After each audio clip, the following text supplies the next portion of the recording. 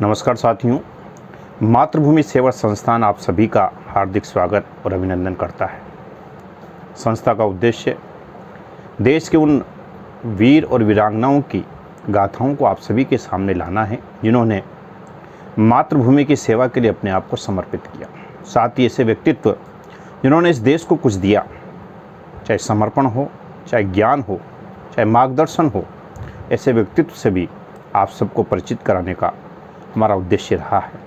आज हम शिक्षक दिवस के अवसर पर देश के उन तमाम गुरुओं को नमन करते हैं जिनकी बदौलत हमारा देश विश्व गुरु बना, पूरा विश्व भारत का लोहा मानने लगा।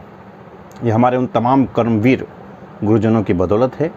आज शिक्षक दिवस के अवसर पर हम उन तमाम गुरुओं को नमन करते हैं। गुरु जो हमें अंधकार से प्रकाश की ओर लाने का काम करते हैं, गुरु जो हमारे अंदर छिपी हुई प्रतिभाओं को उजागर करने का काम करते हैं, गुरु उस कच्ची मिट्टी को आकार देने का काम करते हैं, चाहे वो एक शिष्य के रूप में, चाहे एक डॉक्टर के रूप में, चाहे इंजीनियर के रूप में हमें तराश कर काबिल बनाते हैं, वो हमारे गुरु हैं। गुरु उस एक पौधे को सींच कर वट वृक्ष के रूप में स्थापित करने का काम करते हैं। हम आज के इस अवसर पर तमाम गुरुओं को नमन करते हैं जिनकी बदौलत आज हम हैं, आप हैं और पूरा संसार है। क्योंकि बिना गुरु के कोई भी व्यक्ति अपने जीवन में विकास नहीं कर सकता। किताबी ज्ञान, विद्यालय ज्ञान गुरुओं के माध्यम से मिलता है, जबकि घर में भी हमारे माता पिता, हमारे भाई बहन भी गुरु का काम करते हैं जो हमें सही दिशा की ओर चलने के लिए प्रेरित करते हैं। आज के इस अवसर पर चूँकि 5 सितंबर प्रतिवर्ष भारत के अंदर शिक्षक दिवस के रूप में मनाया जाता है और इस शिक्षक दिवस के अवसर पर हम उस महान शख्सियत को याद करते हैं जिन्होंने एक शिक्षक के रूप में अपनी सेवाएं प्रारंभ करते हुए देश के उस सर्वोच्च पद पर वो आसीन हुए। जी, मैं बात कर रहा हूँ सर्वपल्ली डॉक्टर राधाकृष्णन की। राधाकृष्णन जी जिनका जन्म 5 सितंबर 1888 को तिरुतनी, एक तमिलनाडु का गांव था, वहां पर हुआ। आप मध्यम परिवार से थे। आपके पिता जिनका नाम सर्वपल्ली वीरास्वामी था और माता का नाम सीतम्बा था। सर्वपल्ली शब्द चूँकि इनके पैतृक गांव का था, जब इनके पूर्वज सर्वपल्ली गांव में रहा करते थे और वहाँ से जब वो तिरुतनी गांव चले आए तो उनकी परम इच्छा थी कि वो उनके गांव के नाम से जाने जाएं। इसलिए सभी ने अपने नाम के साथ सर्वपल्ली शब्द को जोड़ा और राधाकृष्णन ने भी अपने नाम के साथ सर्वपल्ली शब्द को जोड़ा। ये 5 भाई और 1 बहन थे। 5 भाइयों में दूसरे नंबर के थे चूँकि इनके पिता विद्वान थे लेकिन एक मध्यम कारोबारी थे, मध्यम काम करते थे। इसलिए जो सुख सुविधाएं, भौतिक साधन और संसाधन मिलना चाहिए था एक बड़े परिवार की वजह से वो नहीं मिल पाया, लेकिन एक सामान्य जीवन आपने जिया। प्रारंभिक शिक्षा आपकी क्रिश्चियन मिशनरी स्कूल ल्यूथन में हुई, वहाँ आपने प्रारंभिक शिक्षा प्राप्त की। चूँकि आप शुरू से जिज्ञासु थे, ज्ञानी थे, स्वामी विवेकानंद जी और वीर सावरकर के जीवन चरित्र को आपने बहुत अच्छी तरीके से पढ़ा था, तो आपके अंदर कूट कूट कर देश प्रेम भरा था। आप ज्ञानी थे, आप ज्ञाता थे और आप हर समय भारतीय संस्कृति और सभ्यता को स्थापित करने का काम आपने स्वयं में भी किया और आप चाहते थे कि लोगों के अंदर भी ये ज्ञान भरा रहे। क्योंकि आप कृष्ण स्कूल में पढ़े थे तो आपने उस दौरान बाइबिल का भी अध्ययन किया और आपने कई भाषाओं का ज्ञान लेने का प्रयास किया। प्रारंभिक शिक्षा तिरुतनी ल्यूथन में करने के पश्चात आप वेल्लोर चले गए जहां आपने आगे की शिक्षा प्राप्त की और इसके पश्चात आप क्रिश्चियन कॉलेज मद्रास चले गए जहां आपने स्नातकोत्तर की शिक्षा प्राप्त करने के साथ साथ आगे की पढ़ाई जारी रखी और आपने स्नातकोत्तर किया, एमए किया दर्शन शास्त्र में और आपकी काबिलियत को देखते हुए आपको मद्रास के कॉलेज में ही सहायक प्राध्यापक के पद पर नियुक्त कर लिया गया। इसके पूर्व 16 वर्ष की उम्र में ही आपका विवाह शिवा कामू नाम की जो महिला थी उसके साथ हुआ और आपने अपना अध्ययन जारी रखा। आपकी काबिलियत को लोगों ने परखा और आपने उस काबिलियत के बल पर अपने आप को स्थापित किया। आपने उच्च शिक्षा में बेहतरीन मुकाम हासिल किए, कई जगह आपने अध्ययन किया, अध्ययन करवाया। आप बनारस हिंदू विश्वविद्यालय के कुलपति भी रहे।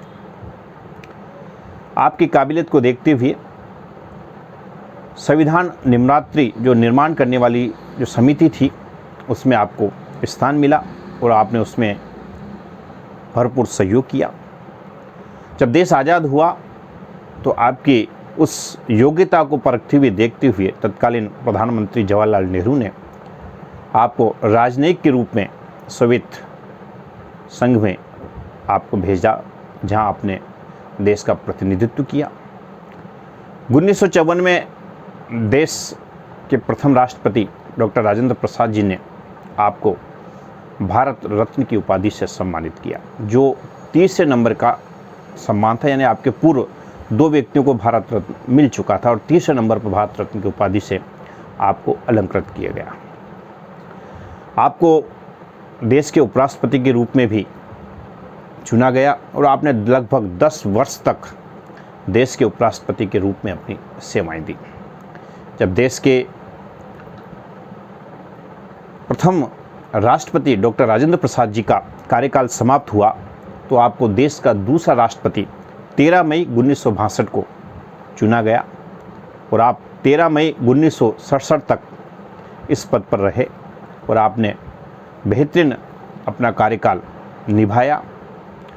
अपनी काबिलियत के बल पर, अपनी योग्यता के बल पर आपने देश की संसद को कई बार अच्छे विचारों से अवगत कराया और जिसका प्रतिफल पूरे देश को मिला। राष्ट्रपति पद से जब आपका कार्यकाल समाप्त हुआ तो इसके पश्चात आप अपने गांव तमिलनाडु चले गए, मद्रास चले गए और वहां पर आपने अपना जीवन जिया, लोगों का मार्गदर्शन किया। और ऐसा व्यक्तित्व 17 अप्रैल 1975 को चेन्नई में से अपने बीच से आप हम सब के बीच से प्रभु के धाम चला गया। वो आज हमारे बीच नहीं है, लेकिन 40 वर्षों तक जिस व्यक्तित्व ने शिक्षा के क्षेत्र में अपने आप को स्थापित किया, एक अध्यापक के रूप में अनेकों बालक बालिकाओं को तैयार किया, ज्ञान दिया, ऐसे व्यक्तित्व की याद में भारत सरकार ने 5 सितंबर को प्रतिवर्ष शिक्षक दिवस के रूप में मनाने का निर्णय लिया और प्रतिवर्ष शिक्षक दिवस मनाए जाते हैं।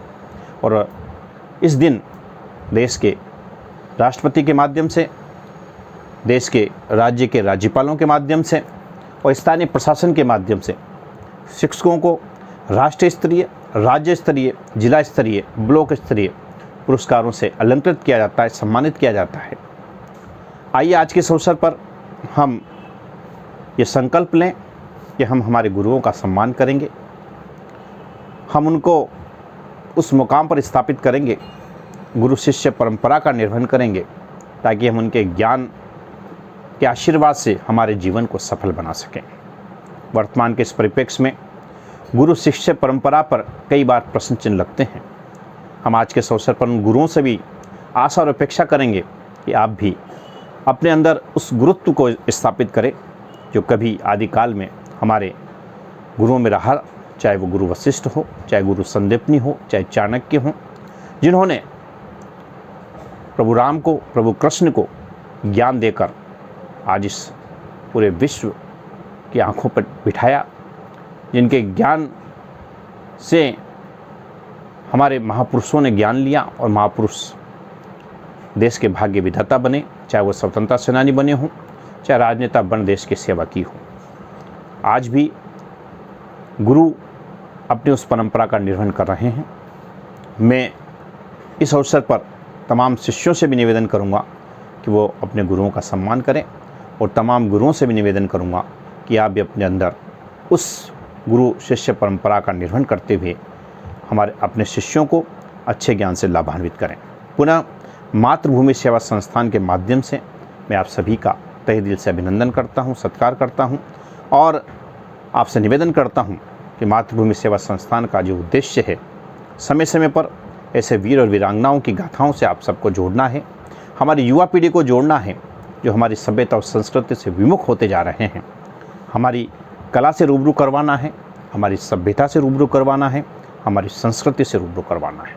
अतः आप सबसे निवेदन, मातृभूमि सेवा संस्थान जो एक रजिस्टर्ड संस्थान है, आप उस संस्थान से जुड़ें और आपके अंदर भी जो भी योग्यता हो, जो भी काबिलियत हो, उसके माध्यम से देश सेवा का संकल्प लें।